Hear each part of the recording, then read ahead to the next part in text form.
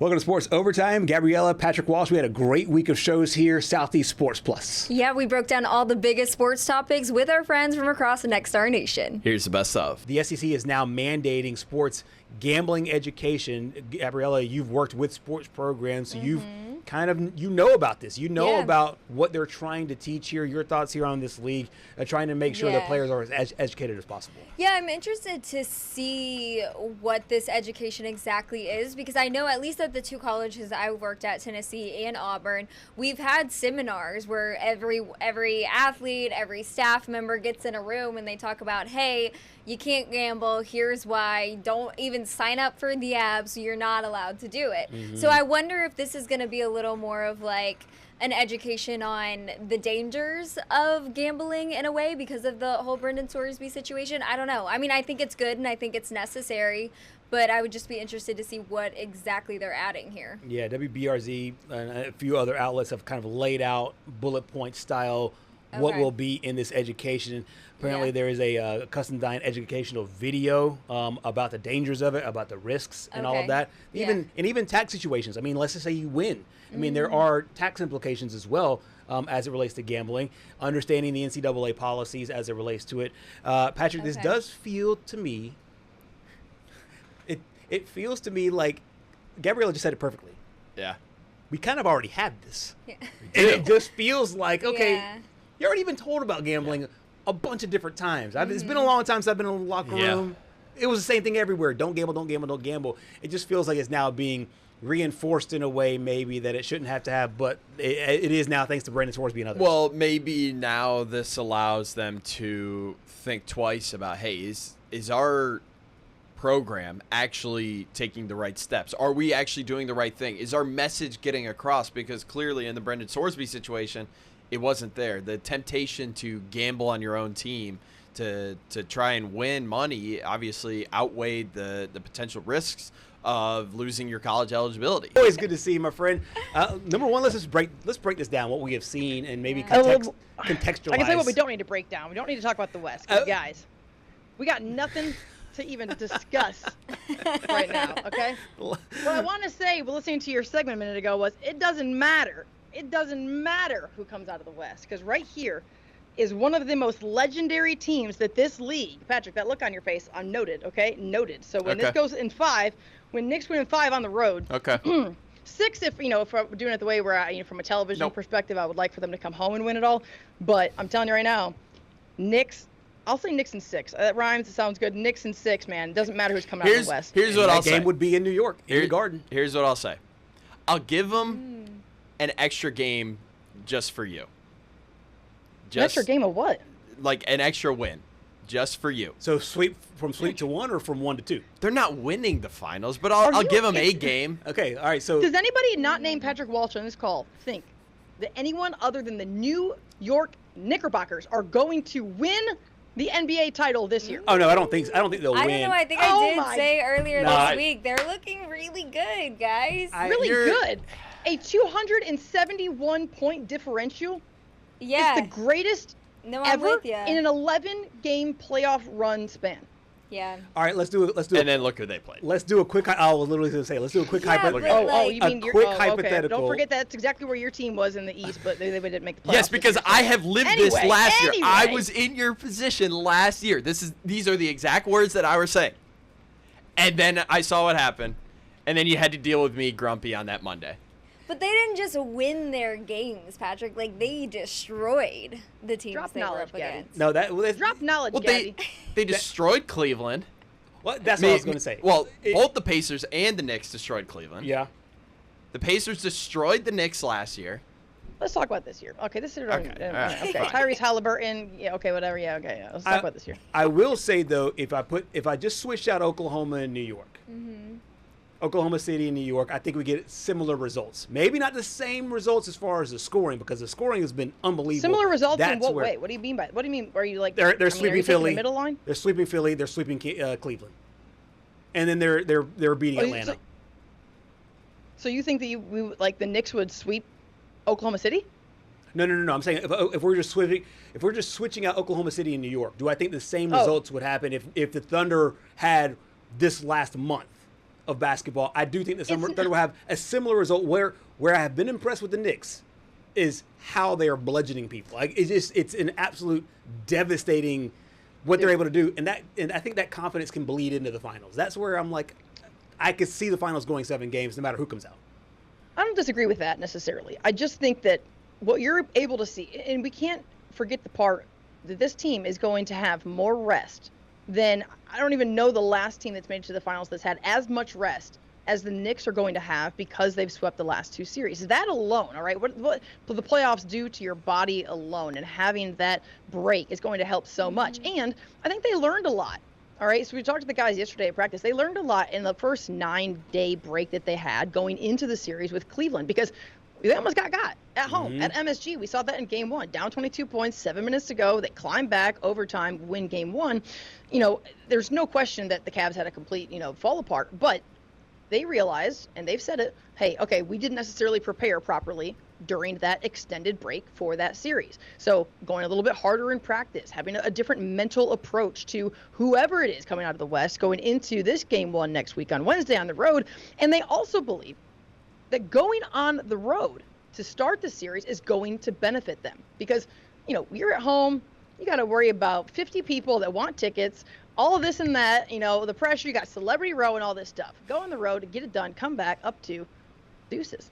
The SEC tournament, everybody was talking about a couple things. Number one was ABS, going into the tournament using ABS for the first time. Major win, by the way. Yeah, major win. Oh yeah, great point. Because I think it's one of the few things. We live in such a crazy divided world. People who believe in aliens, don't believe in aliens, believe one side of politics, the other side of politics. It's hard to find consistency in just about anything, but we found it with ABS, I think, and a lot of people were really excited about that. The second thing was about the actual venue itself. There at the Hoover Met, and talking about if this thing should go, if not. I grew up in Homewood. For those that don't know, Homewood is a stone's throw away from Hoover. Okay. And I've always loved the Hoover Met. Went to Barons games there as a kid. So I have probably a very slighted, biased point about the Hoover Met. Your thoughts overall about this tournament and if it should stay there in Hoover? Yeah.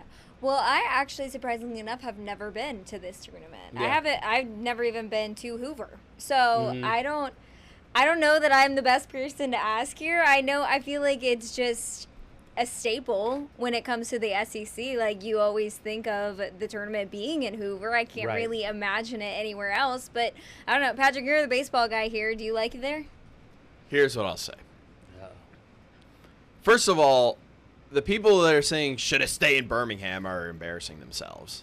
It's not in Birmingham. Yeah. It's in Hoover. Yeah. Let's get that straight.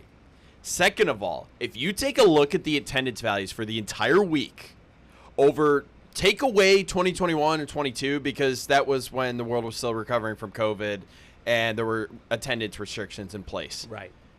I think since 2012, there's been over 6 figures that have attended the tournament every single year. Yep. No other conference tournament even comes close to that. And stay with us here on Sports Overtime. Much more to come. Yes, and remember, you can watch our show, Southeast Sports Plus, Monday to Friday from 2 o'clock to 4 o'clock on the free WKRG Plus app. You can download the app on your Apple TV, Roku, Fire TV, and Samsung TV device.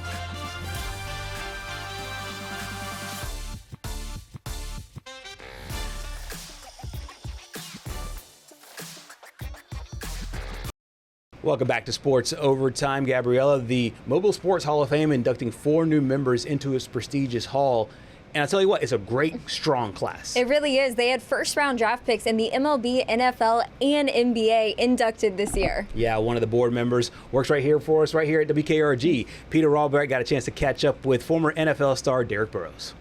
And I'm joined now by Derek Burrows. He joins us from Atlanta, and on June 16th, he will be one of the new inductees into the Mobile Sports Hall of Fame. Derek, nice to talk to you here, and tell me how excited you are for June 16th.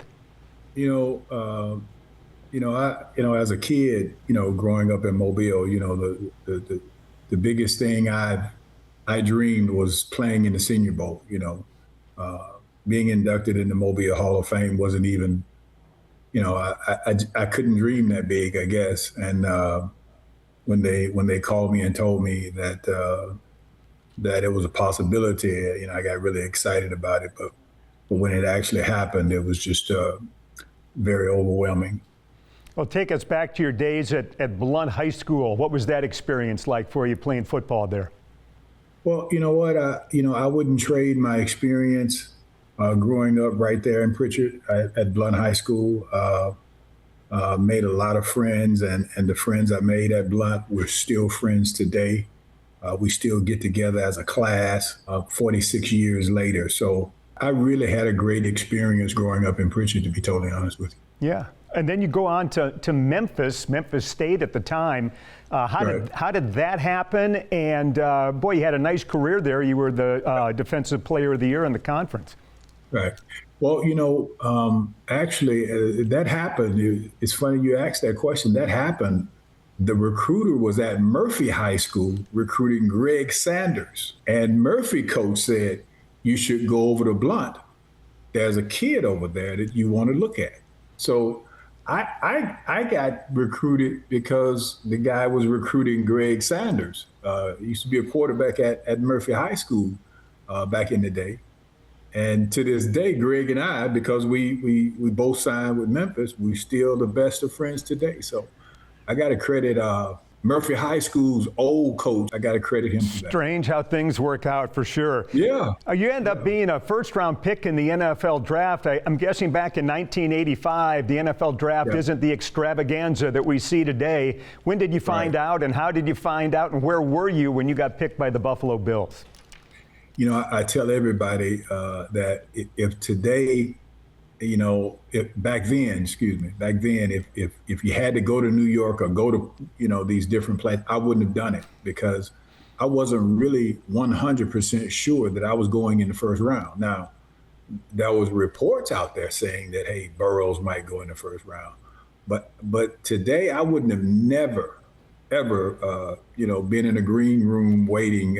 That's just not my style. So I kind of, myself, my free safety and one of my receivers, we all met up 6 o'clock in the morning, and I got a call by 8 o'clock that morning, letting me know that I had gotten drafted by Buffalo. So I kind of liked it quiet like that. I'm not a hoopla kind of guy. Was the USFL still playing at that point, and did you have an offer from them? Yeah, I did. I did have an offer from the Memphis Showboats, as a matter of fact, but I was only cordial about that because my agent asked me to. I never considered going to the Showboats at all, but I wanted to make the NFL think that I was, but I had no interest in the USFL.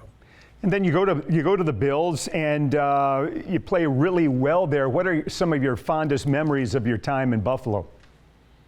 Well, I guess the first thing would be my first pro interception at New England. Tony Eason, if I can remember correctly. So I remember some of my teammates saying, "Man, act like you hadn't done it before," and I hadn't because that was my first interception. But my first interception was probably my first professional interception was probably my most memorable thing. And then the second one, unfortunately, it's a negative memory, but it's still, I got thrown out of a game. I cost our team probably a chance to go to the Super Bowl. You never know. But being young and a little hot-headed, being a little rough around the edges, if you ask the 60-plus-year-old Derek, I would have done it all differently. Sure. You had the neck injury that abruptly ended your career. Tell me about what happened there and how tough it was to deal with that reality that your career was over. Yeah.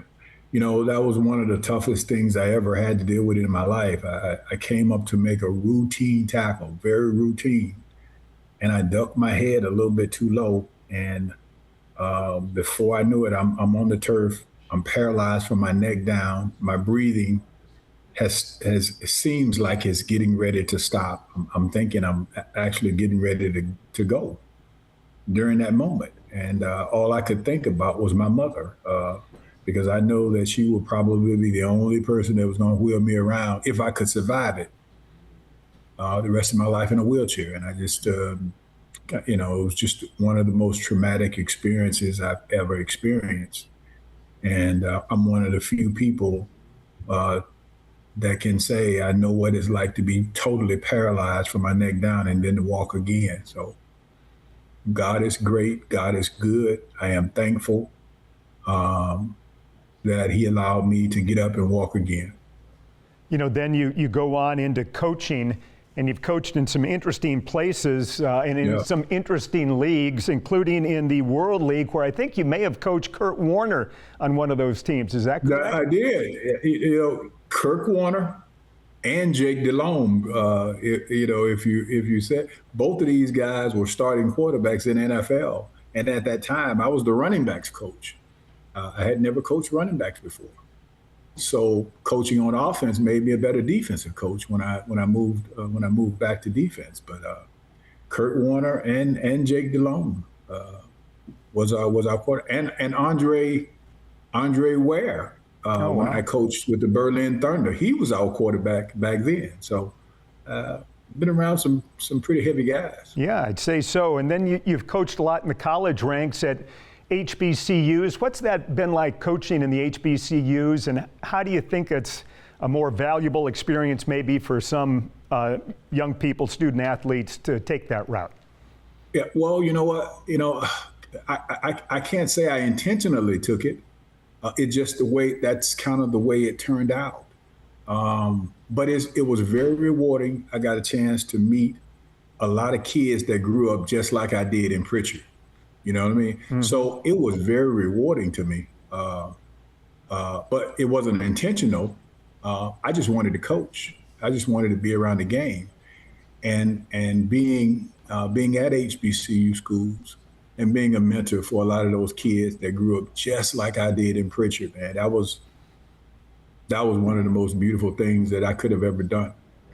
Well, you've had a really fascinating career, both as a player and as a coach, and I know everybody looks forward to seeing you on June 16th at the Hall of Fame induction ceremony. Thanks, Derek. Thank you very much, sir. I'm looking forward to being there. Thanks, Pete. This year's class also includes former NBA star Derek Coleman, former basketball coach at Spring Hill and University of Mobile Joe Nyland, and former Major League Baseball shortstop Eric Yelding.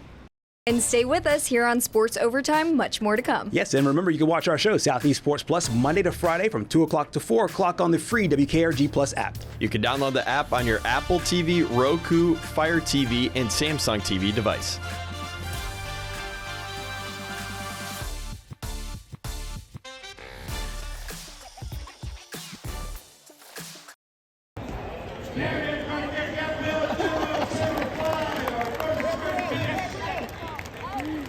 It isn't the worst first pitch I've ever seen. Okay, so at least there is that. Thank you. No, you're right. And for as much as she trashes on the sport of baseball, which is very unfortunate for me, because that hurts me. Every time you say something bad about the sport, I die inside. So it just hurts me a little bit. But I will say, it wasn't bad. It wasn't. Thank you. I need your guy to. And I will say, I was a little upset because I knew I could have done it better. But when we got to the game, I was on the field, ready to throw the first pitch. I mean, I'm telling you, I was seconds away from throwing the first pitch. Did you do your little dance that you do and when you're excited? everyone came out. No, I didn't do my little dance. I was serious. I was ready to go. It was business, okay? I was on the field. I was ready to go. And I tell you, I was seconds away from throwing. And everybody comes out and they say, never mind. We got to put the tarp down. We're in a rain delay.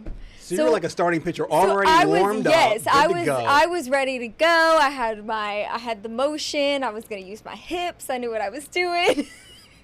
Then you pregame, then all that went out the window. And then we had a 2-hour rain delay, and I may have had a few drinks, and then everything went out the window, okay? The hip motion was no longer there. You might be the first person affected by a rain delay when you're not even playing in the game. Yes, exactly. I'm pretty sure that the Wahoo's starting pitcher, who do they play, the Columbus Kingstones? They play the Kingstones? You know, that's a good question. Were they orange? I think it was the Columbus Kingstones. Hates baseball. I believe both of their pitchers. I had a great time though. Weren't affected. I had a great time. Well, they probably weren't up in the concourse getting drinks during the rain delay. That is a fair statement. Patrick, you said you do have that in the rundown, though? They were in the back keeping their arms warm, well, okay? I didn't keep them warm. Oh, she sent it to you. She needs to send it to me. Oh, yeah. I strategically did not send it to Patrick. Well, if she doesn't send it, we might come up with a new thing called SES Jail. I've got it. Put her Okay, in I'll there. send it. But I do have some cute pictures that you can show. That's our show tonight. Thank you so much for joining us for Sports Overtime. And remember, you can watch our show, Southeast Sports Plus, weekdays from 2 to 4 p.m. Good night.